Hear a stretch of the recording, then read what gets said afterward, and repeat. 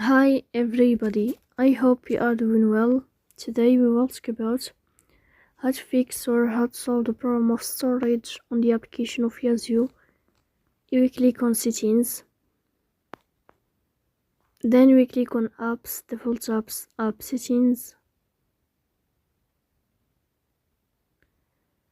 In this page you will scrolling down until you find this window of Yazio and you will click here.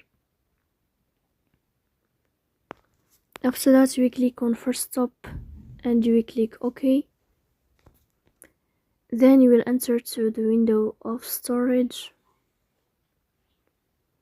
Here we click on clear cache. Then you can turn on your airplane mode and you will wait a moment. Then you will turn off your airplane mode again to fix that problem like this. So that's all, don't forget to support us.